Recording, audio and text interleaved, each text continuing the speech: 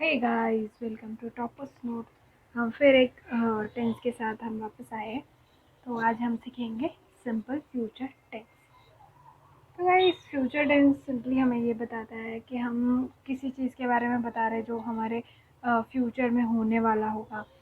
Simply मतलब थोड़े time के बाद या कल को कुछ होने वाला होगा, तब हम उसे सिंपल फ्यूचर टेंस से बताएंगे। तो सिंपल फ्यूचर टेंस में लगता क्या क्या है? तो फर्स्ट पर्सन। ओके, तो पर्सन्स तो अगेन हमने आगे सीखा हुआ है कि फर्स्ट सेकंड और थर्ड पर्सन जो होते हैं, तो इसमें बहुत ही कॉमन सा चीज़ होता है। इसमें विल और शैल लग सकता है, दोनों के साथ लगता है।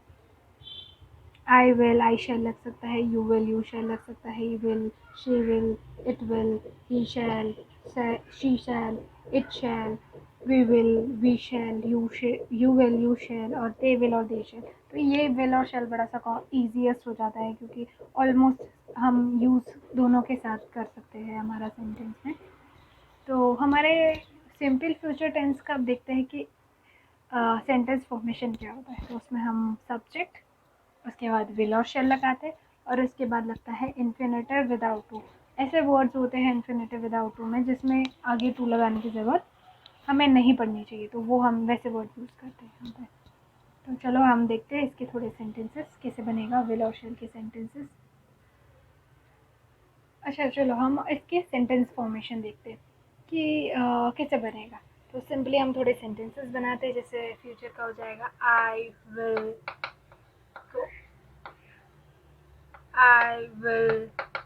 स्लीप।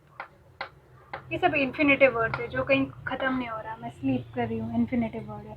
स्लीप इन्फिनेटिव वर्ड है, बट हम विदाउट टू यूज़ कर सकते हैं। तो हम इसको as a short form I will play भी लिख सकते हैं। आपको बताया हम एज अ शॉर्ट फॉर्म इसके ऐसे तो एल डबल एल यूज़ करके भी हम विल को बताते हैं। तो जैसे I will leave, I will leave. तो अगेन इसके इंट्रोगेटिव सेंटेंस कैसे बनेगा? Will I leave, I want leave. इसके नेगेटिव सेंटेंस ऐसा बनेगा। चलो, तो गाइस इसके भी सेंटेंसेस बनाना उतना ही ईजी है जितना हम बाकी टेंसेस के बना रहे थे। तो सिंपल पास्ट टेंस और फ्यूचर टेंस ऑलमोस्ट सेम हो जाता है, क्योंकि दोनों में सिर्फ ऐसा होता है कि ऐसे फॉर्म्स होते हैं जो हम हर किसी के साथ कॉमन में यूज़ कर सकते हैं, और बड़ा इजी सा भी हो जाता है। तो चलिए अब ये देखते हैं कि विल कब यूज़ करना है और शैल कब यूज़ करना है। शैल हम कब यूज़ करेंगे?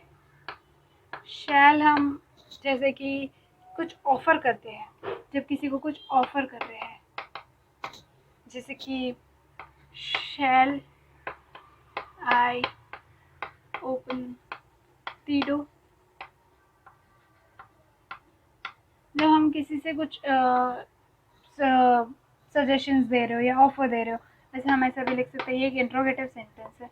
आई शैल ओपन द डोर बन जाएगा। तो अब वही किसी को हम जब सजेशंस देते हैं, शैल हम दूसरी बार कब यूज़ करते हैं? जब हमें किसी को कुछ सजेशन देना हो। जैसे कि shall we go to market, या shall we go for a movie, go for a movie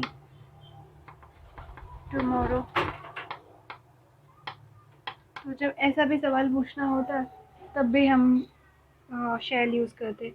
या फिर हम किसी को कुछ एडवाइस करते हैं, शैल हम दूसरा कब यूज़ करते हैं? जब हमें एडवाइस करना होता है। तो आई शैल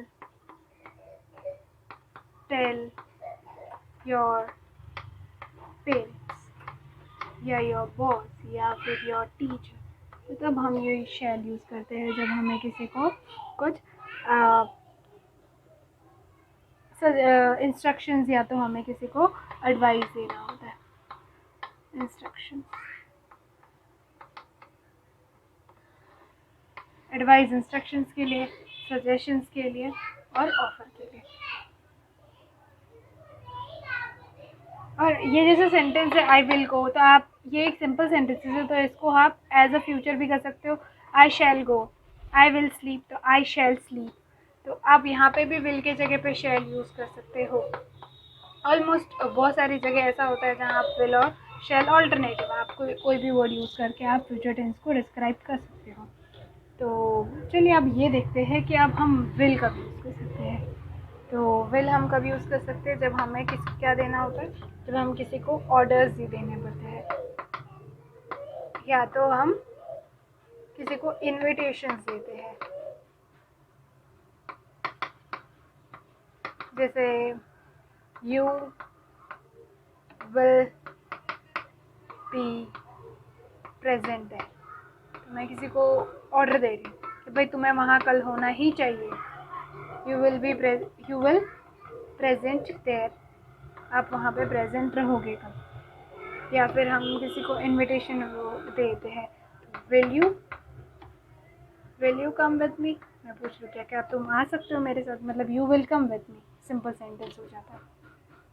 will you come with me, तो क्या आप मेरे साथ आ सकते हो। हम किसी को जब पूछ रहे हैं, इनविटेशन दे रहे हैं, तब भी हम विल यूज़ करते हैं, या तो ऑर्डर देने के लिए यूज़ करते हैं या इनविटेशंस के लिए। तो ये कुछ एक्सेप्शंस होते हैं विल और शैल के लिए। तो गाइज आई थिंक आपके लिए ये जो हमारा सेशन था वो थोड़ा इंटरेस्टिंग होगा, या तो कुछ लर्निंग होगा।